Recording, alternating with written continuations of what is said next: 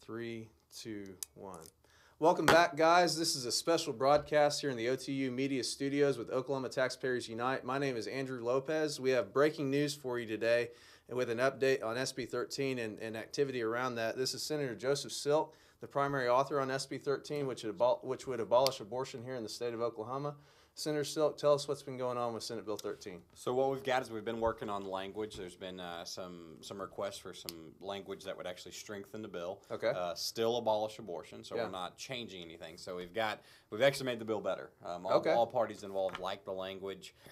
So we made the bill stronger and better. Okay. And it still is waiting to be heard in Health and Human Services Committee. Okay. We have not gotten a response from Senator Smalley on if he's going to hear it. So you're talking about a bill that would end abortion in Oklahoma. Right. A pro-life controlled legislature, and there's one guy essentially standing in the way, refusing to even let it be brought up to a vote. So we're hoping that he comes on board. Okay, and he was in the Oklahoman article, making statements about why he didn't want to hear it. What's his major problem with the bill? So the major problem that they're listing, which is really false. Okay. They're worried about how the bill repeals all the pro-life legislation that are on the books. What they have to understand, and I've explained this to him so he does understand it, is that if Roe v. Wade were overturned tomorrow, right, abortion would still be legal in Oklahoma because of all those pro-life legislation. Right. So if we're going to if Oklahoma as a state is going to come together and actually end abortion, we have to get rid of that. You can't say, well, we're going to end abortion, but we're also going to allow it through all these pro-life pieces of legislation. So that's his main concern. Okay.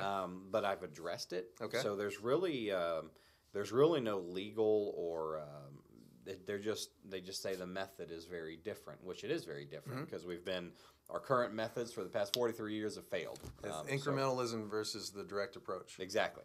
Right. And so SB 13 is the direct approach. Many of you out there are pro-life and you want to see an end to abortion. And so the way to end abortion is to just call it illegal. Right. Under our law right now, there's provisions that you can kill your baby. And what it boils down to is the need for convenience. Right. And the other thing they keep saying is, well, Roe v. Wade. So because of that ruling, Oklahoma cannot protect innocent life. Well, there's two issues there. Yeah. One is Roe v. Wade was unconstitutional Correct. in itself. So when the courts are not allowed to just come up with whatever they want, and everybody has to fall in submission. And I've asked multiple times, I said, so do we need the court's permission to uphold the Constitution and protect innocent life? Naturally, the answer is no. And that's really what Senate Bill 13 does. It says, we don't have to have the court's permission to stop killing children. Yes. We as a state of Oklahoma are going to stop. There's no such thing as permission to do the right thing. Right. That's very true. Okay, so this Health and Human Services Committee, that's a Senate committee that we're talking about right now, Jason Smalley is the committee chair. He's been getting lots of contact from people, and apparently he doesn't want to hear their communications. Right. You said 1,500 emails? Well, he was... how many did he say? Yeah, he said he's received, I think, over 1,500. Yeah. And that was a couple days ago. I dropped off the letter yesterday. He's gotten Right. contact from several people. When I looked at the sign-in sheet, all the sign-ins were about SB 13, wanting him to pass it. And he said, he's having a hard time keeping his voicemail box at his office empty because they get done emptying them and then they fill up again. So the people of Oklahoma clearly want at least a hearing on Senate Bill 13. Here you have a pro-life guy that is not cooperating and not listening to the people. And I heard a good thing said yesterday. The people of Oklahoma have repeatedly elected pro-life or professed pro-life politicians to office, presuming that they would bring it into abortion. And so now we're faced with the choice: do you actually want to end it? Right. And so you gave me the list of the senators that are on committee.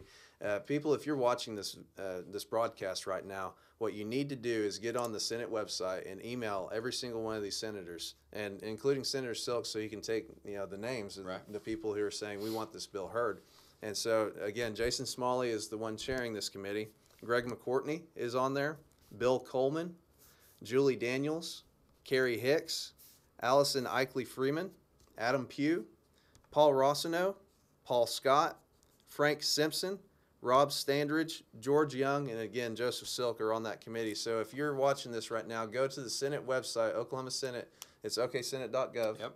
Go to oksenate.gov and get on there where you can email the senators and tell them that you want this bill heard, SB 13, and email your senator too to communicate to this committee that you want it heard.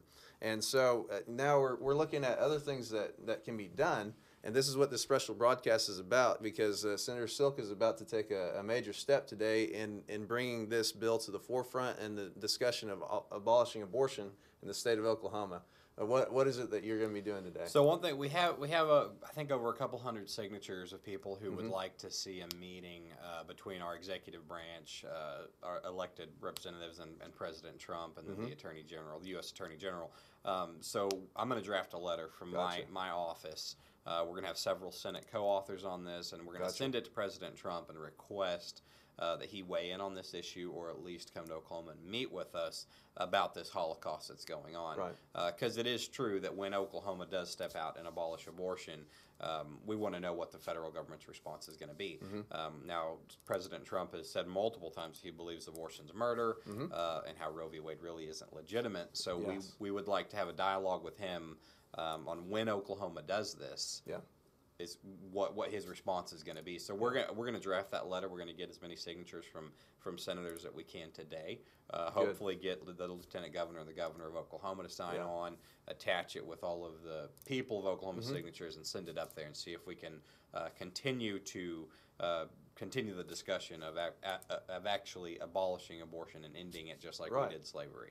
And so this is one of those situations where people have just assumed that something will happen when abortion is abolished. And President Trump stated many times that abortion is a states' rights issue. And then in his State of the Union speech, he said all lives should be cherished, born and unborn. They're made in the image of God. So with that, guys, the major news happening today, this is huge in the abolition movement.